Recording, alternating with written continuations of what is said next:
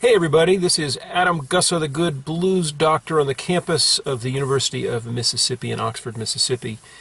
Well, you've seen the title of this video. It has the word apology in it. But it also says teaching moment. For the first time in the 13 years that I've been uploading to YouTube, I have yanked a video down.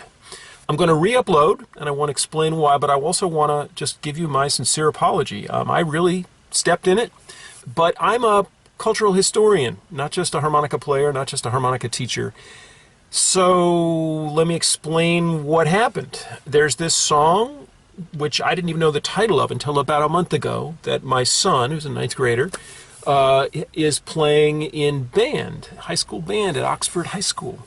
It's a song I've heard through the years. I never really knew what it was called, and I actually asked him, I said, what's that called? And he said, well, that's called the Hay Song. And I thought it was a cool melody. So, and I thought it was a melody that translated pretty well to harmonica. So, and it still is.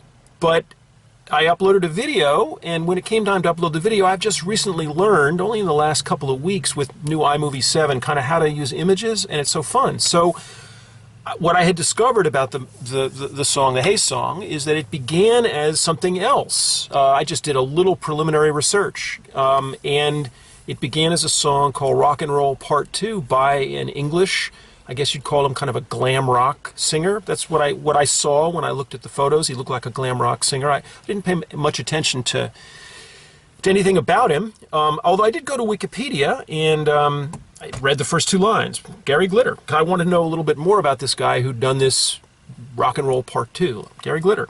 Paul Francis Gadd, born 8th of May, 1944. It's my dad's birthday, 8th of May. Known professionally as Gary Glitter, is an English former glam rock singer who achieved success in the 1970s, ... Now, if I had just read a little more, I'm looking at the screenshots, which I'll share with you. What I would have seen is that just below that it said criminal charge, possession of child poor, criminal status, incarcerated, criminal penalty, 16 years in prison. Okay, so what happened is I didn't see all that. So I put him right on the front end of the video in which I'm going to teach you folks how to play the Hay Song, because it's a song that they play in my school's band, in my kids' school's band. It's a song that, it turns out, it's huge in American high school and college band culture. And the name Gary Glitter is associated with it at various moments, but it doesn't create a moral panic. What I didn't know is that it created a moral panic among people in the UK. I didn't understand. I had not the faintest idea. I just looked at Gary Glitter. I thought that's kind of a dorky, sort of 70s blue glam rock look. That's all I knew. That's all I knew. Naive. I didn't do my research. I should have pushed a little harder. And so I put him right up front. And I put him another point in the YouTube video. And I uploaded. Blithely say I'm going to teach everybody how to play a song that my kid plays. And here's a version that my kid and I are playing together. I got 3 emails. I got 2 emails and a Facebook message from people saying, I know you probably don't know this, but I want to explain why a whole lot of people are getting pissed off. People from the UK. You can't even mention Gary Glitter's name in the UK. He's just child pornography. And I said, really? And I didn't know how bad it was, but I did go to Wikipedia, and then I began to read his Wikipedia entry. He was imprisoned for downloading child pornography in 1999 and child sexual abuse and attempted rape in 2006 and 2015. In 2015, Glitter was described by Alexis Petrides of The Guardian as, quote, a public hate figure. His performances on the BBC's Top of the Pops are not repeated. And it just gets worse. Just worse. Vietnam and underage girls, sexual abuse. I had no idea. I had no idea. So the first thing I tried to do was sort of blur his face, and that just didn't work. YouTube gives you certain things. And I thought, you know what, so I went private with it, so you can't find it. I'm just going to yank it. I'll be honest, I haven't even read the comments. I just know that 25% of the people who responded to it voted no, dislike. I'm really sorry. But here's the thing. Here's the thing. It's a teaching moment.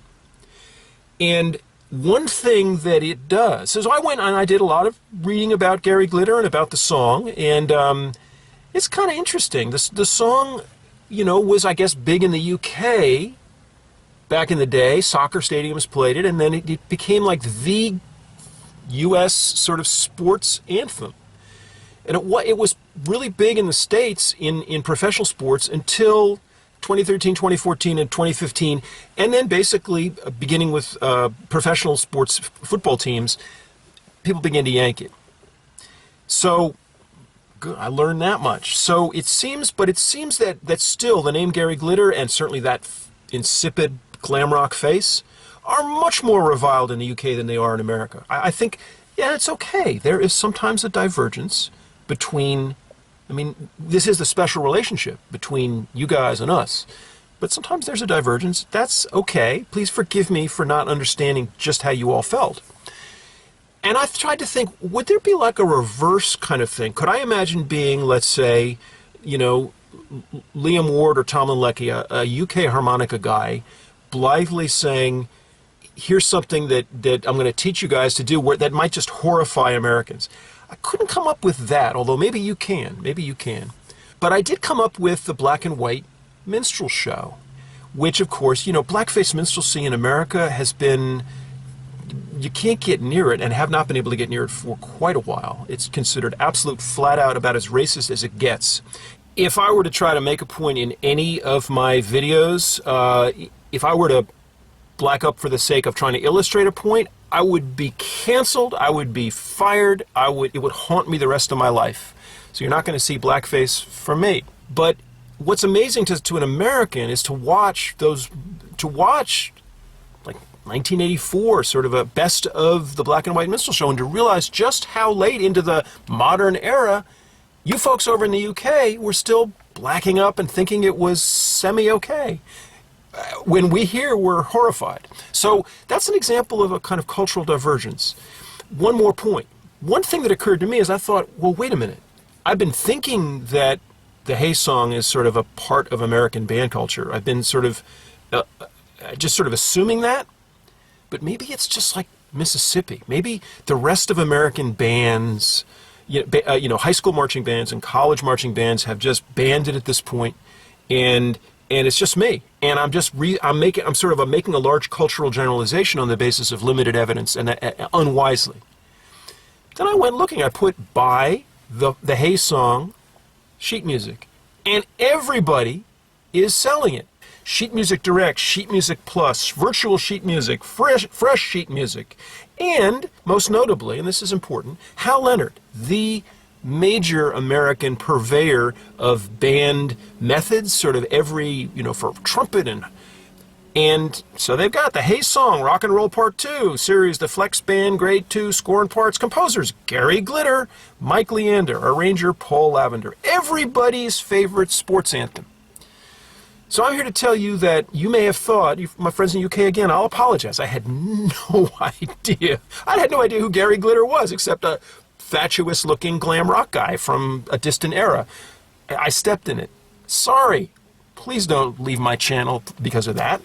But I'm not wrong to think that, in fact, and this is weird, culture is paradoxical. So Gary Glitter is a child molester.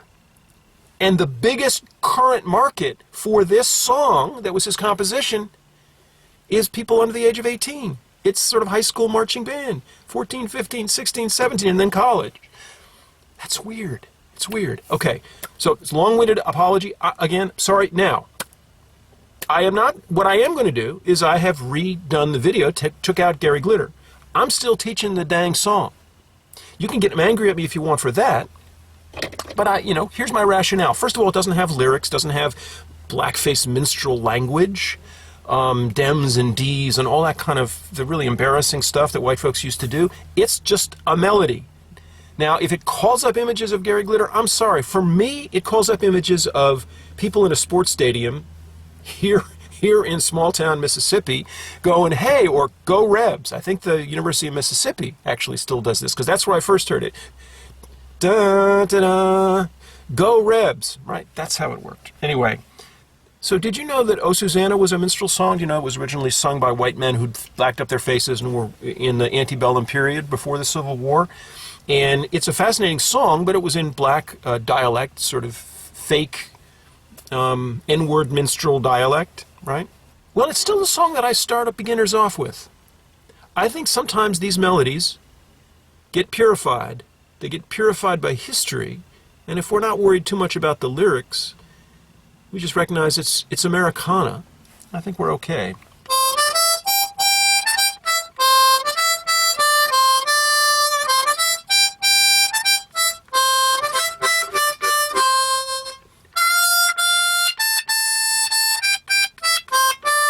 Oh, Susanna. So I'm going to re-upload that. I hope you like it. I hope now that I've taken Gary Glitter's, you know, this sort of semi-shirtless kind of thing out. Sorry about that. I hope you're okay with it. But at least now we're having an honest conversation, and thank you for educating me. And really, I want to thank the 2 people who emailed and the 1 or 2 people on Facebook message who said, Adam, I don't think you realize, like, I want to help explain why you're getting so much heat. I get it. And the moment I looked at the Wikipedia entry, boy, did I get it. So I think I've never actually yanked down one of my videos. There's several that are private, but that I've kept up. This one, I'm gonna take that original one with the Gary Glitter face and just be going with it. Okay? I'll see you down the road. Bye-bye.